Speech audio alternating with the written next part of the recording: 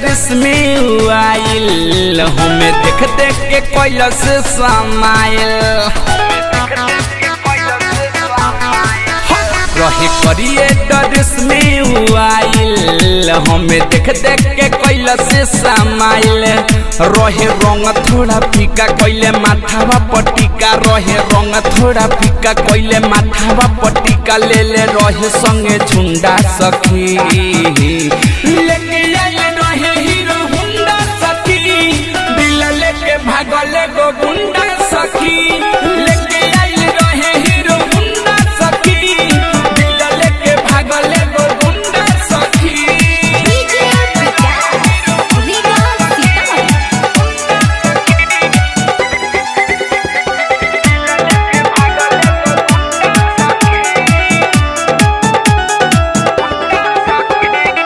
घूमे गईल रहनी बगल के मठ हो हाय हेलो कोई खेला भइल अलगत हो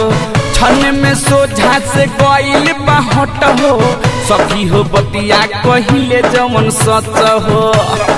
ए सखी सुन तारू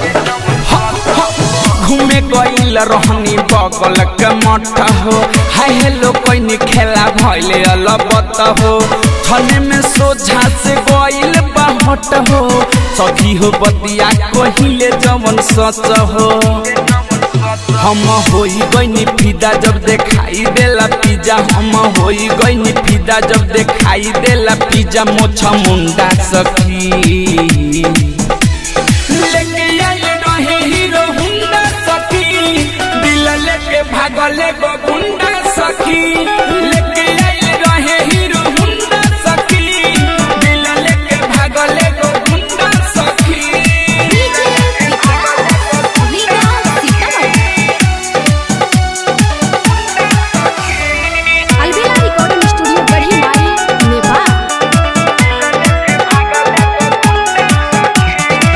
पता कोई नाम हवे अलबेला देखेला सखी हो मन तरसेला मिठू मिसाइल सब देखले बखेला सुबह बिनवा उखाड़ेला झमेला पता कोई नाम हवे अलबेला देखेला सखी हो मन तरसेला मिठू मिसाइल सब देखले बखेला सुबह बिनवा उखाड़ेला झमेला सखी लागल बड़ी डर हमरा दिल के भीतर सखी लागल बड़ी डर हमरा दिल के भीतर हम कए जगे ढूंढा सखी लेके आइल रहे हीरो हुंडा सखी दिल लेके भागले गो गुंडा सखी लेके आइल रहे हीरो हुंडा सखी दिल लेके भागले गो गुंडा सखी करिए ड्रेस में आइल हमें देख देख के कैलस समाइल रहे रंग थोड़ा फीका कैले माथावा पटिका रहे रंग थोड़ा फीका कैले माथावा पटिका ले ले रहे संगे झुंडा सखी लेके आइल रहे हीरो हुंडा सखी दिल लेके भागले गो गुंडा सखी लेके आइल रहे हीरो हुंडा सखी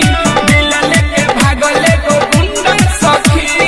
अलबेला रिकॉर्डिंग स्टूडियो गढ़ी माई नेपाल।